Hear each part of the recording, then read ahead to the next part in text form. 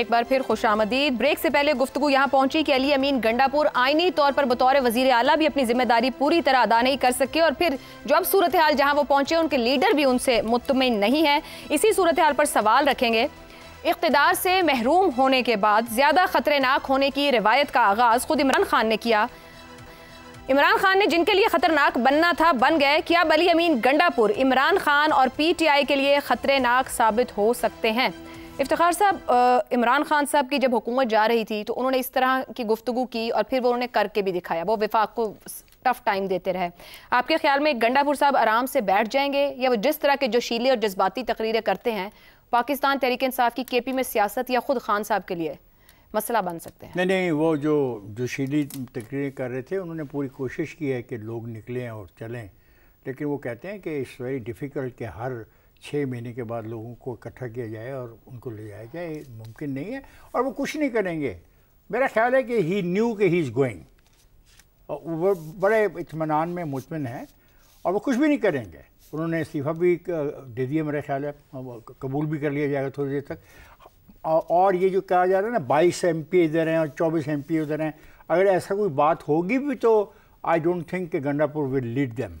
किसको लीड करेंगे? मतलब लोग कहते हैं ना कि पार्टी के अंदर ग्रुपिंग जी बिल्कुल ये है गुफ्तगू है ना, बिल्कुल तो है। वो गंडापुर उसमें कोई रोल प्ले नहीं करेंगे। आराम से अपने जो मसाइल हैं ठीक करेंगे। उनका बहुत बड़ा अस्तबल है घोड़ों का, उसका ख्याल करेंगे। अपनी वो कहते हैं कि भाई काफ़ी अर्सा हो गया मैं दोस्तों के साथ मैं नहीं बैठ सका, गपशप नहीं हुई। सियासत से किनारा कशी कर लेंगे क्या?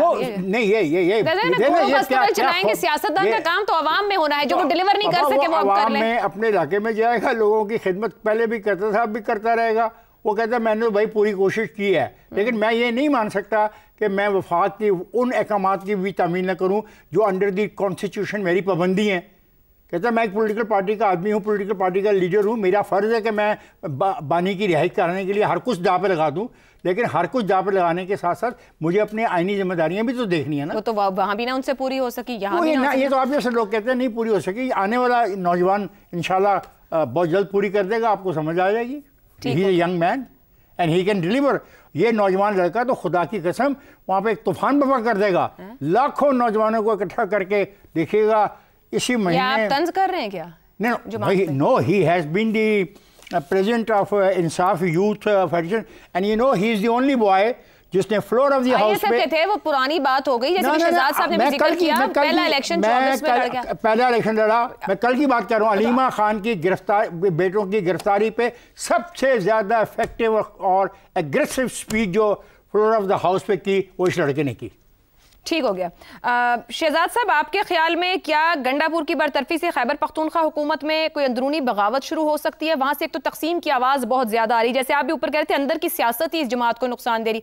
किसी तरीके से संभाल के या जिस तरह भी कहा जाए ये मामला चला 18 महीने, मगर जिस तरह की पोलराइजेशन और जिस तरह की आवाज़ें वहां से, और फिर अपोजिशन मौजूद है। फजलुर रहमान साहब ने गुज़िश्ता रोज़ ही कहा कि गंडापुर से इस्तीफ़ा लिया जाए। आपके ख्याल में आसान मामला रहेंगे आने वाले नामजद वज़ीर आला के लिए? आयशा, बगावत से हम क्या मतलब लेते हैं? यानी बगावत किस किस्म की हो सकती है? क्या बगावत होगी? यानी जो नया चीफ मिनिस्टर आया इसको भी काम नहीं करने देना, ये बगावत होगी? अच्छा, अगर अली अमीन गंडापुर को हटा दिया गया तो हम इसको भी काम नहीं करने दें?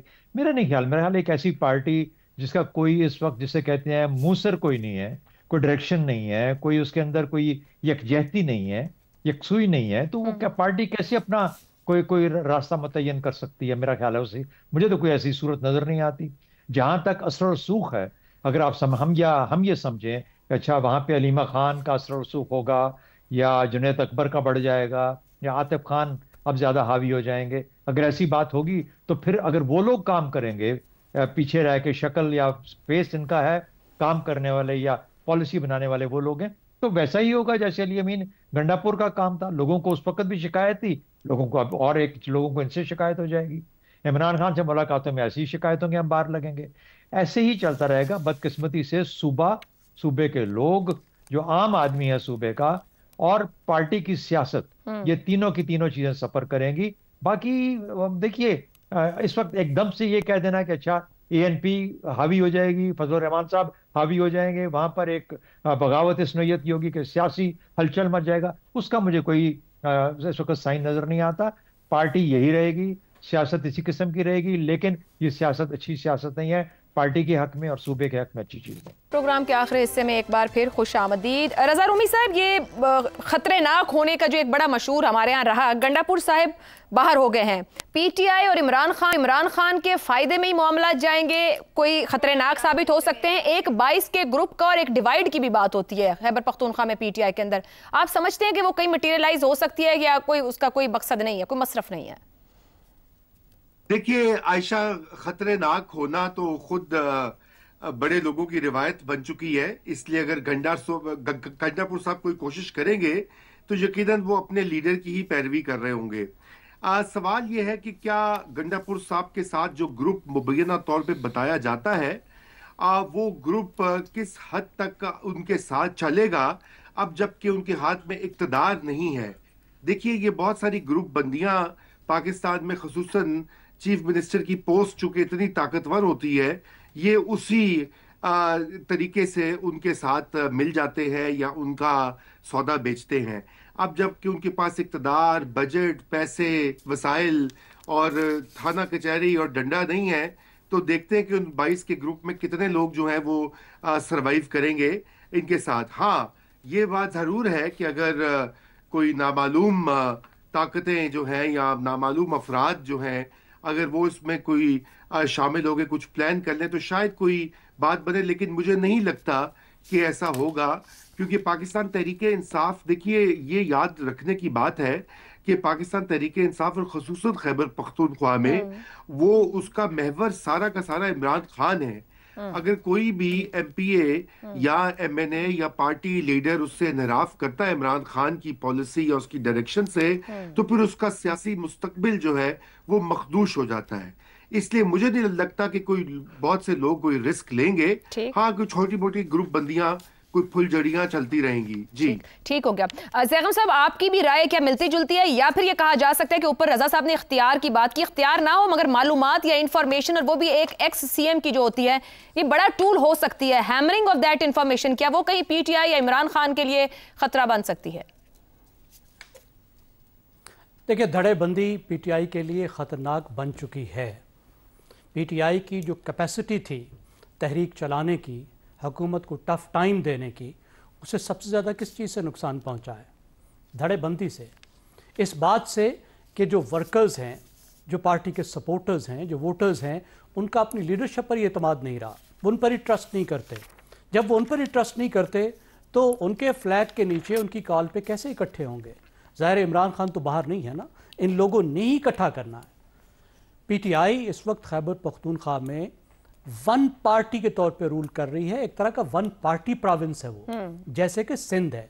तो उस सूरत में इमरान खान से टक्कर लेना या पीटीआई से टक्कर लेने का तो मतलब है आप अपनी सियासत से एक तरफ हो जाए, वो भी इस तरह कि आप पैदा ही पीटीआई में हुए हों, बड़े ही पीटीआई में हुए हों, वजारत आला तक भी पीटीआई में पहुंचे हों। तो इस तरह से नहीं कि वो बराह रास्त इमरान खान को चैलेंज करेंगे या पीटीआई को चैलेंज करेंगे।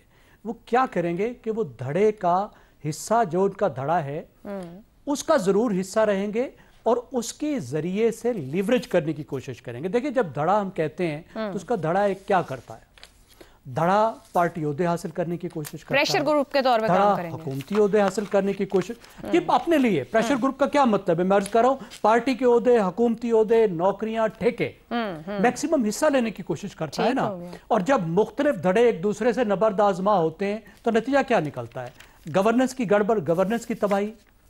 अब उसको किस तरीके से नए वजीर आला रिएक्ट करेंगे? मैक्सिमम लोगों को अकोमोडेट करेंगे, कुछ इसको दो, कुछ इसको दो, कुछ उसको दो। नतीजा जाहिर है अगर अगेंस्ट अगेन गवर्नेंस का ही नुकसान।